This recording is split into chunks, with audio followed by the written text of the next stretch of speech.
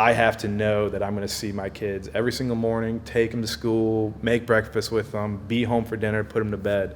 It's then figuring out, okay, I can wake up at 4, work for 2 hours before my kids get up, then I can hang out with them for 3 hours. I mean, it's figuring out the priorities, that my family is the biggest priority in my life. Greetings, Columbus. It's Phil Moe. Welcome to another episode of Columbus GEMZ. This channel is for young people in Greater Columbus who are interested in design and technology. This episode, we're featuring Adam Hines, who is the owner of States of Design. He's also the co-founder of High Bank Distillery. You're in for a treat.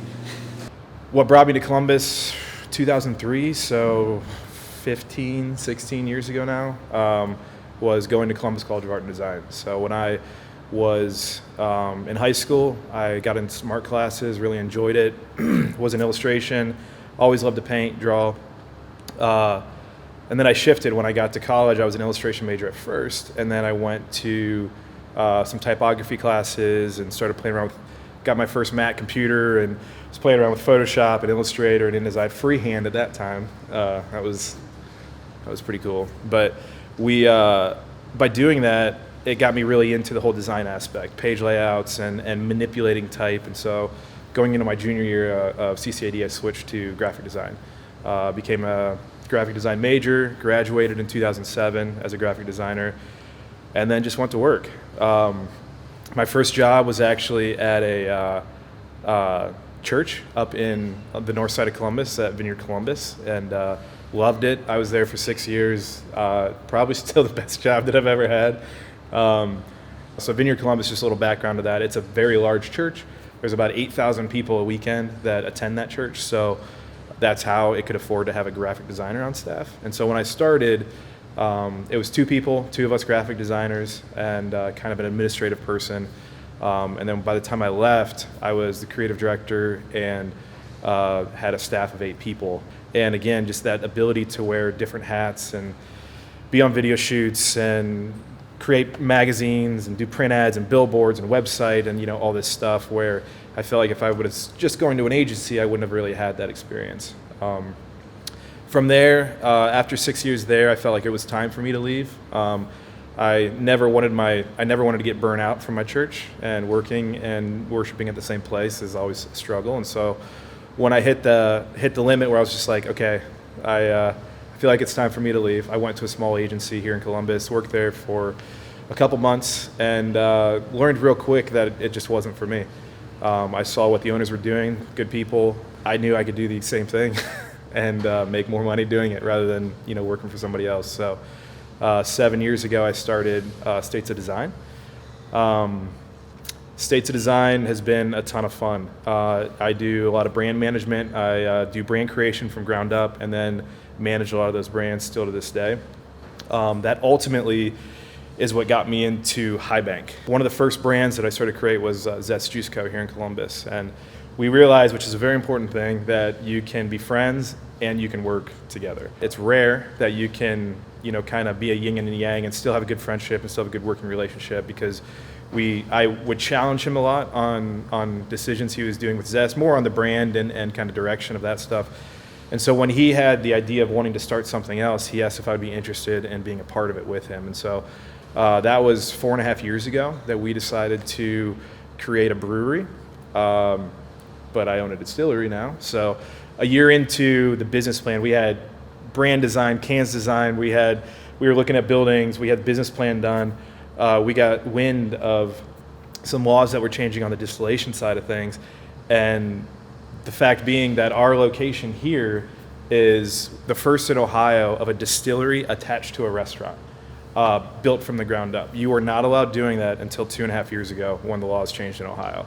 And so we saw an opportunity, and we wanted to embrace that opportunity. And the fun part about that is I've actually always had a love for bourbon. My dad moved to Louisville, Kentucky 12 years ago, and I used to ride a Harley. My dad still rides a Harley, and we would be riding around horse country. I remember coming up the first hill down there, and I was like, what is that huge black building? And my dad's like, that's a rick house. I'm like, what's a rick house? And sure enough, it was Jim Beam's Rick House, and we were just around the corner from Jim Beam Distillery. Took my first distillery tour. I've easily been on 35 tours down there now in the last 10 years. it's just something that was always been a lot of fun to me whenever I'd go visit my dad, and never knowing that was kind of setting the groundwork and setting a foundation to someday owning and being the distiller of High Bank Distillery. All said and done, it was about a 4.5-year process from the start to the finish of when we first were becoming a brewery, then we decided to switch to a distillery, and then 2.5 years later, we were able to open up High Bank Distillery. And so my role here, I still absolutely run States of Design. I have 3 clients that I continually manage. I do all the marketing and branding for High Bank, and then I'm also the master distiller, and I do all the creation of packaging design, website, in-store graphics, and I mean pretty much anything visual I touch. So, and I think that's what's been interesting in this journey, being a creative person and always loving to draw, first starting loving to draw and then figuring out a new skill and loving to manipulate typography and continuing to learn, continue to grow, and also just not focusing on stuff that didn't excite me. You know, everybody said I should learn how to code, and coding never really excited me. It really drained me, so I never did.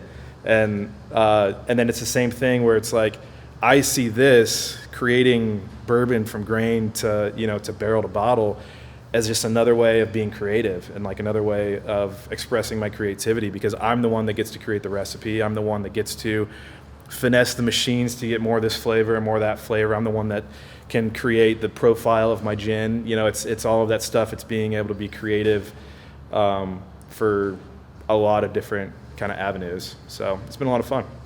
Always be open to what's in front of you, doors that are opening, be aware of doors that are closing. Never get discouraged of failure.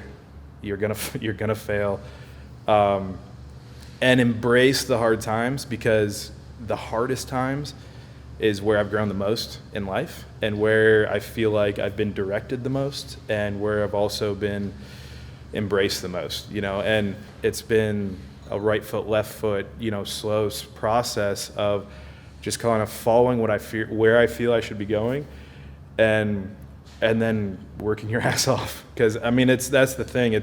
This is cool. I love it. It's really sweet to say that I am a part owner of this, and I still own my design firm, and I have my wife and my kids, and a great family. But it's a lot of work, and I think the biggest thing, I have to know that I'm going to see my kids every single morning, take them to school, make breakfast with them, be home for dinner, put them to bed.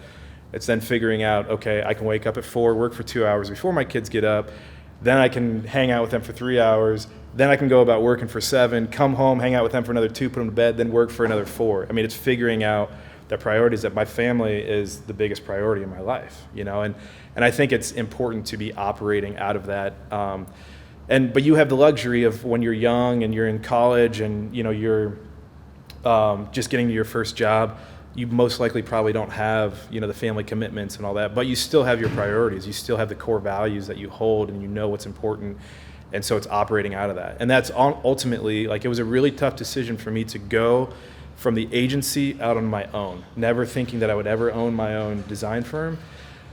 And that is because I knew when I was at that agency, when I was working 60, 70-hour weeks for somebody else, it wasn't adhering to my core values of who I was and who I am as a person. And that's when I knew it was time for me to do something else. And trusting that, I'm a faith-based person, so it's trusting God and letting him know that he's gonna keep taking care of me. So, and he has. It's been beyond my wildest dreams. Mr. Hines, man, you about to open up a church here. Yeah. Preach. It's my story, man. 5-star, Adam.